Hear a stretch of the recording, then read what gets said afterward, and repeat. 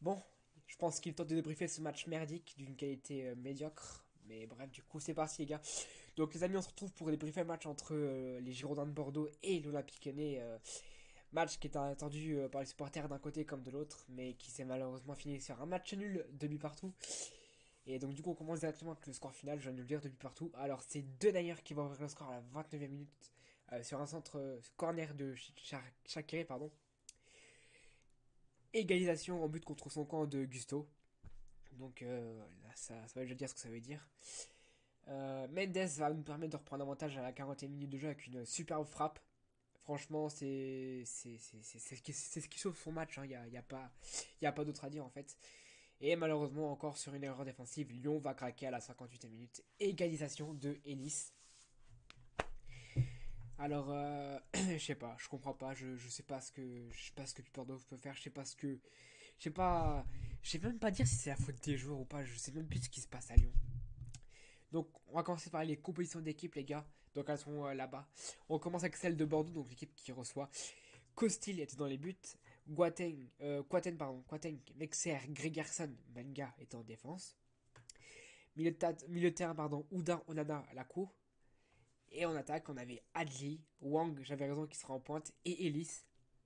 Donc ça, c'est composition type de Bordeaux. Ils n'ont pas changé. Par contre, à partir de là, Peter Bose va faire une nouvelle composition d'équipe et je pense que c'est ce qui nous fait perdre le match. Je dis pas que je suis contre Peter Bose.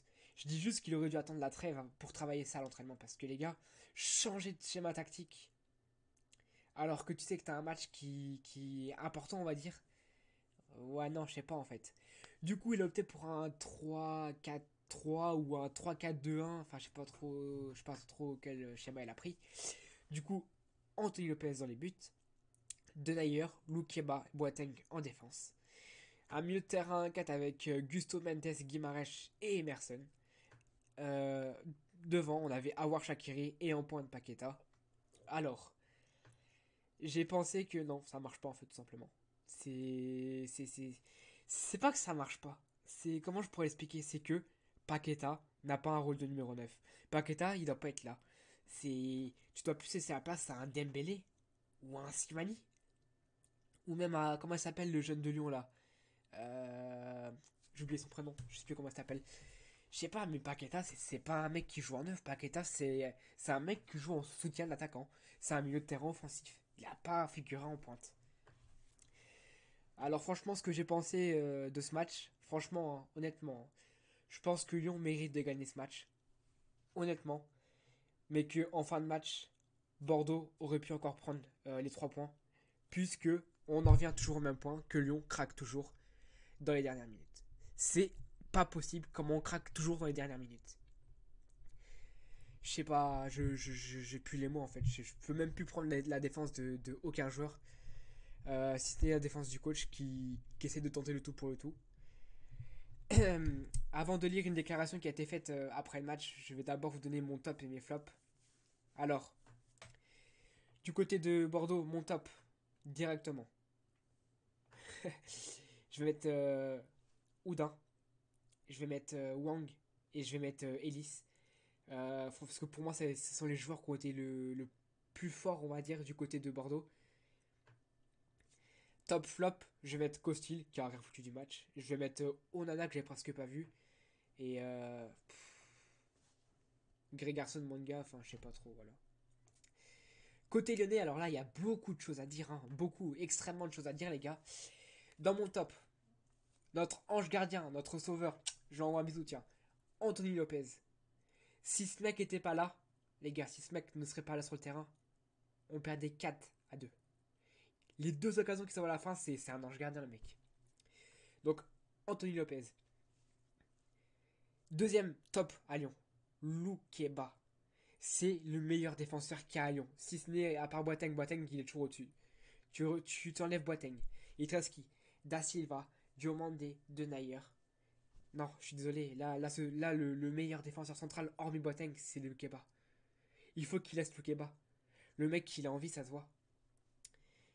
Ensuite, franchement, celui que j'ai aimé, adoré voir jouer ce soir, ça va peut-être vous surprendre, mais c'est bizarre, c'est Gusto. Gusto, il avait l'envie ce soir.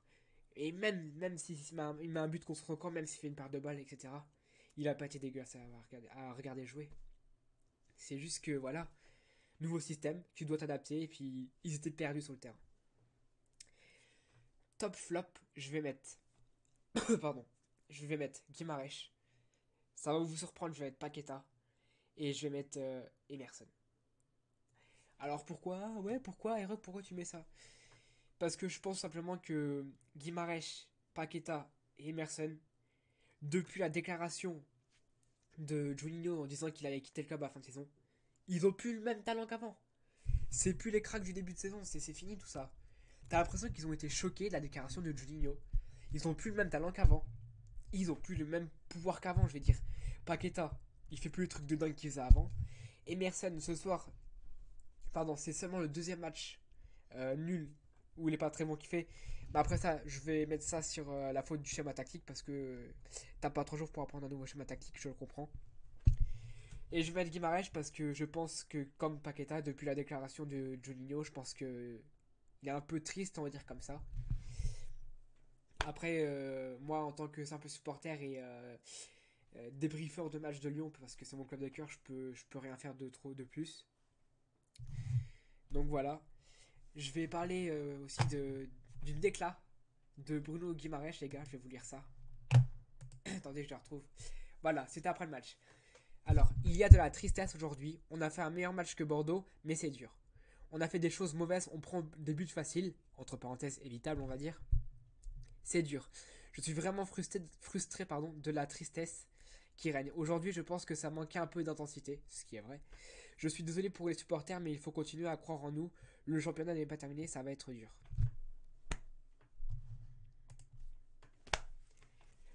En 4 phrases, il a résumé la situation. Ils y sont plus, ils sont tristes, et changement de schéma tactique, et moi lui pense aux supporters. Après ça, t'as tout compris, les gars. Après ça, vous avez tout compris. Donc, je sais même plus quoi dire en fait. C'est même plus drôle en fait.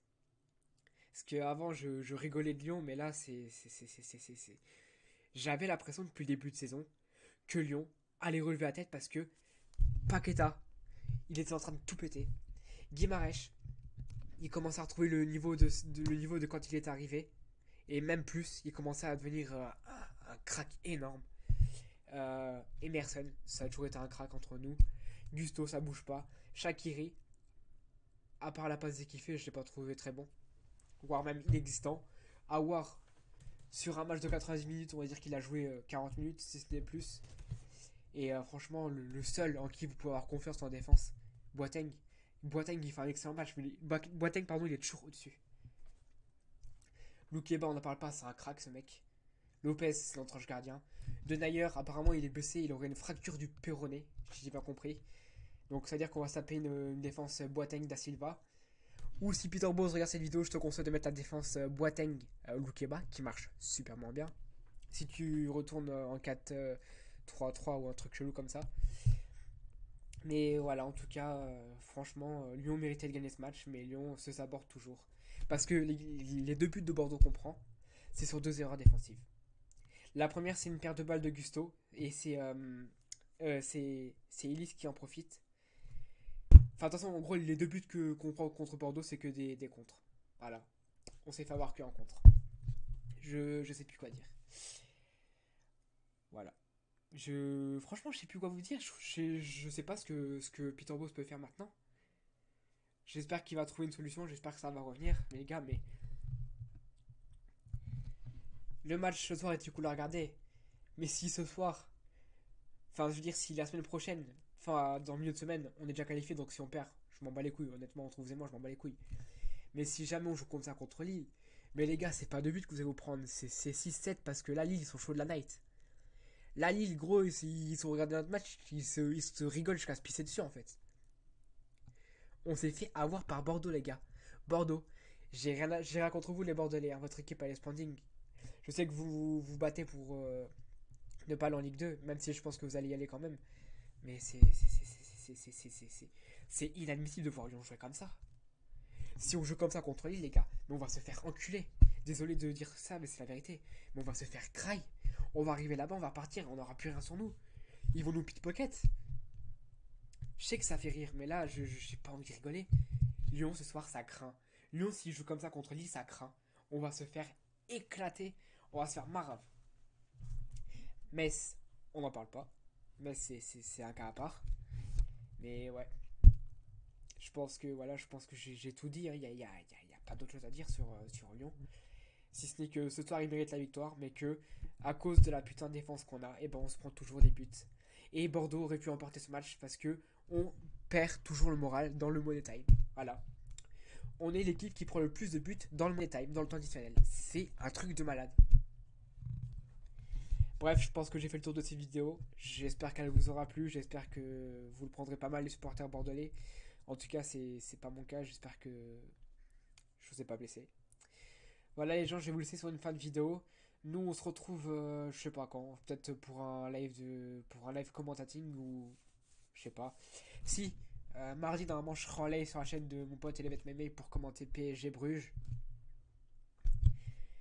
Sinon après, nous, je ferai pas de live jeudi, donc vu que Lyon-Glasgow c'est en clair. Je pense que je ferai un live juste dimanche pour Lyon-Lille et puis basta. Bon bah écoutez les gens, on se tient au courant et puis du coup nous on se dit à la prochaine pour une prochaine vidéo ou un prochain live. Ciao, c'était Arak. Merci d'avoir regardé la vidéo.